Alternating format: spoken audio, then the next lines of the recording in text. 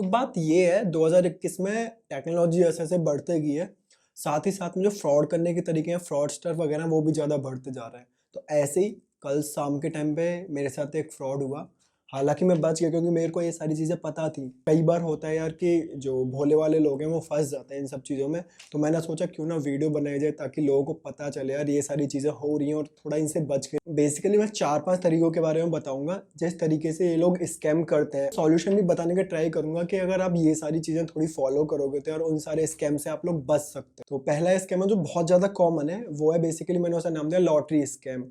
तो इसमें क्या होता है कि यार कोई भी एक अनजान बंदा होता है, आपको कॉल करता है, फिर मैसेज वगैरह करता है कि आपने इतने पैसे का लॉटरी जीता, आपको 25 लाख की लॉटरी लगी है, पूछो क्यों? तो वो कुछ-कुछ आपको बताएगा, आपने ये किया था, यहाँ पे ये खरीदा था, तो इस तरह से हो गया। क्योंकि ज़्यादातर लोग शॉपिंग वगैरह करते हैं, तो उन्हें लगता है कि हाँ, ऐसा कुछ हुआ होगा। कल शाम को 8:30 बजे के आसपास मेरे पास कॉल आता है, व्हाट्सएप पे कॉल आता है। पॉइंट नोट करने वाली बात है कि कॉल व्हाट्सएप पे आता है। अगर कोई भी ऑफिशियल चीज़ें होंगी यार, पहली बात तो कॉल ऐसे व्हाट्सएप पे नहीं करते। व्हाट्सएप एक बहुत कैजुअल तरीका है, तो ऑफिशियल चीज़ें व्हाट्सएप पे नहीं होंगी। पहली बात, उसका नंबर होता है यूएस का। फिर मैंने कॉल पिक किया, मेरे को पता था कुछ ना कुछ ऐसे उल्टा-सीधा होने वाला है, तो मैंने कॉल पिक किया। कॉल पिक करते ही बोलता है, "हेलो सर, मैं इस कंपनी से बोल रहा हूँ।" कुछ नाम लिया था उसने, मेरे को याद नहीं है उस कंपनी का नाम, क्या बोल रहा था वो, कोई मतलब कंपनी शायद वो एग्ज़िस्ट भी नहीं करती होगी। तो मेरे से बोलता है, "मैं बॉम्बे से बोल रहा हूँ, हमारा एक लॉटरी का सिस्टम है, तो आपको 25 लाख की लॉटरी लगी है।" तो मैं समझ गया था क्या चल रहा है। मैंने उससे सीधे पूछा, "हाँ सर, मेरी लॉटरी लगी है, तो मेरे को कौन-सा अकाउंट नंबर देना है, किसको भेजना है, जल्दी बताइए, मैं जल्दी भेजता हूँ, आप मेरे पैसे ट्रांसफ़र कर दीजिए।"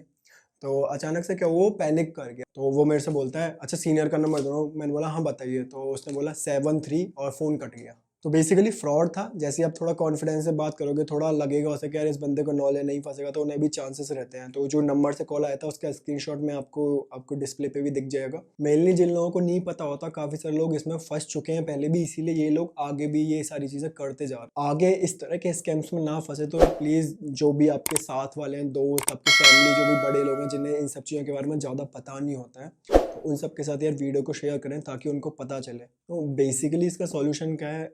सिंपल पॉइंट है कि आपको थोड़ी नॉलेज होनी चाहिए इसके बारे में क्या है। तो पहली जैसे मैंने बताया कि कॉल आया व्हाट्सएप पे, कोई भी ऑफिशियल चीज़ें जो होती हैं यार वो ऐसे इनफॉर्मल तरीके से, कैजुअल तरीके से व्हाट्सएप पे तो कॉल नहीं आने वाला है। हो सकता है बंदे बहुत ज़्यादा ट्रेंड हो, ऑफिशियल हो, लेकिन आपको थोड़ा कॉमन सेंस लगाना है यार। लोग दुनिया में अगर ऐसे लॉटरी वगैरह से इतनी जल्दी पैसे मिल सकते, तो इतने ज़्यादा लोग मेहनत क्यों करते? तो आपके पास बेसिकली ऐसा प्रूफ़ होना चाहिए, हाँ, आपने कुछ ऐसा लॉटरी वगैरह किया था तो आपके यहाँ लॉटरी लग सकती है। लेकिन अभी भी एक पॉइंट है कि ऐसे ही अगर फ़ोन पे किसी को अकाउंट नंबर, यूपीआई एड्रेस वगैरह, कार्ड की डिटेल्स, क्रेडिट कार्ड की डिटेल्स कुछ आपको देना नहीं है कभी भी, यूपीआई पिन। हालाँकि ये सारी चीज़ें आरबीआई की गाइडलाइंस में कोई भी बैंक, कोई भी ऐसा ऑफ़िशियल कंपनी, कोई भी टेलीकॉम ऑपरेटर वगैरह ऐसे आपसे कोई भी ऐसी डिटेल नहीं, कभी भी नहीं माँगेंगे, फ़ोन पे कभी नहीं माँगेंगे।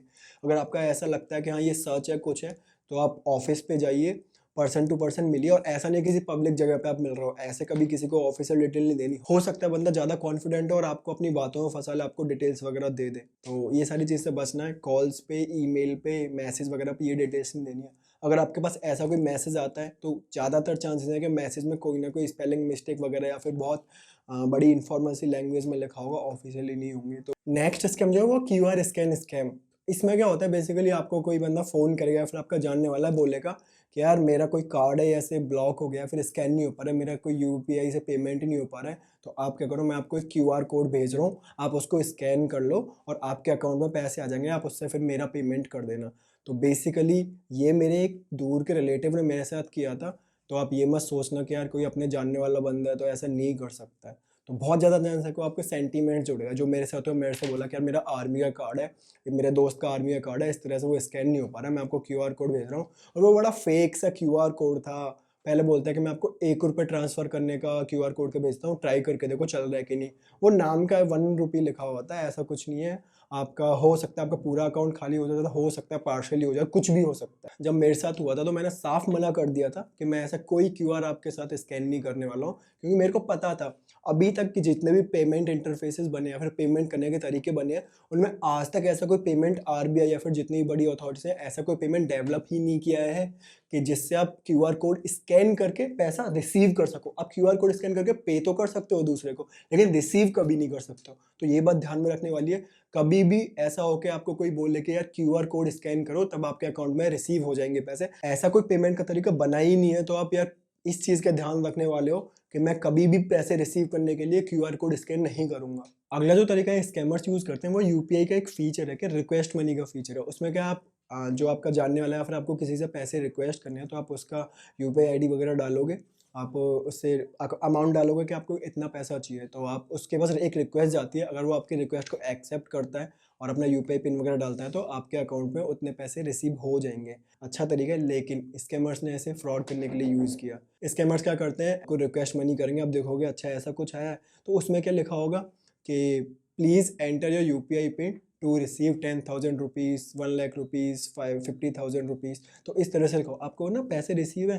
या फिर लिखा होगा you have one scratch card, please enter UPI pin to confirm and receive. इसमें कहो जैसे ही आप यूपीआई पिन डालोगे, आप पे क्लिक करोगे, इंस्टेंटली आपके अकाउंट से दूसरे के अकाउंट में पैसे ट्रांसफ़र हो जाएंगे और आपको नहीं पता सामने वाला बंदा कौन था, किसके अकाउंट में पैसे गए हैं। अगेन वही पॉइंट आ जाता है कि यूपीआई में अभी तक ऐसा कोई तरीका नहीं बना है कि आपको पैसा रिसीव करने के लिए या फिर कोई स्क्रैच कार्ड रिसीव करने के लिए आपको यूपीआई पिन डालना पड़े।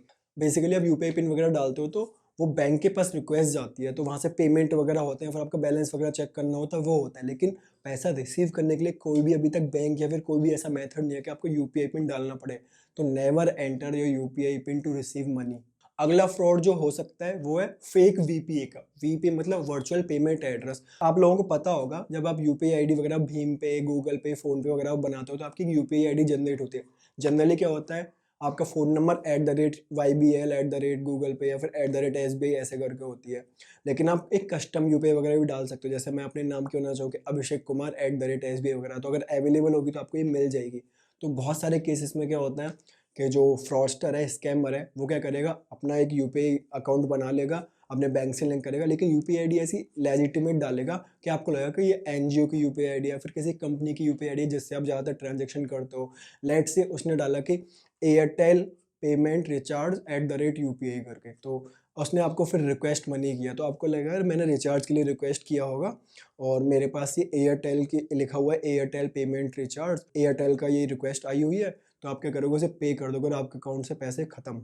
इस चीज़ से बचने का तरीका है, आप कभी भी वीपीआई एड्रेस या फिर virtual payment address, UPI address अगर किसी बंदे का डालते हो तो उसका जो बैंक अकाउंट का नेम जो होता है और उसके फादर का नेम ज़्यादातर केसेस में वो आपकी स्क्रीन पे शो करने लगता है। तो आप वो चीज़ कंफर्म कर सकते हो कि यार ये मैं जिस बंदे को पे करने वाला हूँ वही बंदा है। अगला स्कैम थोड़ा एक मॉडर्न स्कैम है, जैसे सिम स्वैप बोल सकते हैं या फिर ई सिम फ्रॉड बोल सकते हैं। बेसिकली इसमें क्या होता है, कोई बंदा आपके सिम का डुप्लीकेट करके अपने फ़ोन में एक्टिवेट कर लेगा ई सिम का जो फैसिलिटी है उसको यूज़ करके। जनरली आपके पास एक सिम कार्ड होता है जो आप अपने फ़ोन में लगाते हो और आपका नेटवर्क वगैरह आता है, अपना फ़ोन नंबर यूज़ करते हो। लेकिन अभी जो जैसे मैं अपने फ़ोन में एक ई सिम यूज़ कर रहा हूँ क्योंकि इसमें सिंगल सिम स्लॉट है, तो सिंगल सिम वो और एक ई सिम यूज़ कर रहा हूँ डुअल सिम के लिए। तो इसी तरह से कई सारे फ़ोन्स में ई सिम का फ़ीचर होता है। तो स्कैमर के पास ऐसा ही एक फ़ोन होगा जिसमें ई सिम का फ़ीचर होगा, तो आपको फिजिकल सिम नहीं डालनी पड़ती है, प्रोसेस होता है ई सिम एक्टिवेट करने का, तो उसके थ्रू आपका नंबर वगैरह वही रहेगा और आपकी फिजिकल सिम से वो एक ई सिम बन जाएगी। कोई फिजिकल सिम आपको नहीं दिखेगी, लेकिन आप अपना सारा नेटवर्क, डाटा, फ़ोन वगैरह सब यूज़ कर पाओगे सेम नंबर से। तो बेसिकली जैसे एयरटेल में क्या होता है कि आप ई सिम के लिए मैसेज करोगे मेरे को अपनी सिम ई सिम में कन्वर्ट करते हो, तो आपके ईमेल पे क्यूआर कोड आता है। आप उस क्यूआर कोड को अपने फ़ोन में स्कैन करोगे तो आपकी सिम कन्वर्ट होकर, थोड़ा टाइम लगता है 2 घंटे का, तो कन्वर्ट होकर आपके फ़ोन में एक्टिवेट हो जाएगी और आपकी जो फिजिकल सिम थी, जो आपके पास सिम कार्ड था, वो डीएक्टिवेट हो जाएगा। फ्रॉडस्टर इसी चीज़ को यूज़ करेंगे कि आपके कॉल करके या फिर आपसे कॉन्टैक्ट करेंगे, आपके पास कोई मेल वगैरह आया होगा या फिर मेल में ऐसा कुछ लिखा होगा कि scan this QR to win this prize और दिस प्राइज़। जैसे आप क्यूआर कोड को स्कैन करोगे, आपकी सिम की डुप्लीकेट सिम या फिर बोले ई सिम उनके पास एक्टिवेट हो जाएगी और आपकी जो फिजिकल सिम आपके पास है वो बंद हो जाएगी। तो इससे बेसिकली नुकसान क्या है, मैक्सिमम केसेस में क्या होता है, ज़्यादातर आपकी सिम कार्ड होता है उसके थ्रू पेमेंट्स वगैरह होते हैं। यूपीआई हो गया, ये सारी चीज़ें सिम पे काम करती हैं। अगर आपके फ़ोन में आपकी सिम पड़ी हुई है तो यूपीआई काम करेगा, अदरवाइज़ नहीं करेगा। अगर उसके पास आपकी कार्ड वगैरह की डिटेल भी किसी तरह से पहुँच गई है तो फिर आपका यूपीआई वगैरह पिन चेंज करता है और इंस्टेंटली यूपीआई को यूज़ करके आपका पूरा बैंक अकाउंट खाली कर सकता है। तो ई सिम फ्रॉड से भी थोड़ा बचें। कोई भी आपके पास मेल वगैरह आता है तो आप उसको पढ़ें, मेल चेक करें वो मेल आया कहाँ से है, ऑफिशियल जगह से आया या फिर नहीं आया। लेकिन उससे पहले एक पॉइंट आता है, अगर आपने कोई सिम के लिए रिक्वेस्ट किया ही नहीं है तो ऑफिशियल से या फिर बिना ऑफिशियल से फ़र्क ही नहीं पड़ता।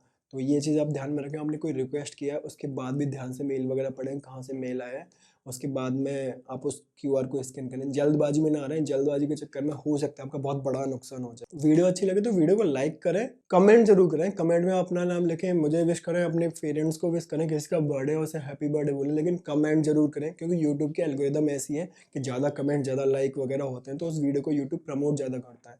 और मैं चाहता हूँ ये वाली वीडियो ज़्यादातर लोगों को पहुँचे ताकि ज़्यादातर लोगों को पता चले किस तरह से स्कैम हो रहे हैं और वो उन स्कैम में ना फंसे। आप चैनल सब्सक्राइब कर दो, मेरे को इतनी ज़्यादा खुशी होगी। चैनल सब्सक्राइब कर लें। अभी के लिए फिलहाल वीडियो में इतना ही। Thank you.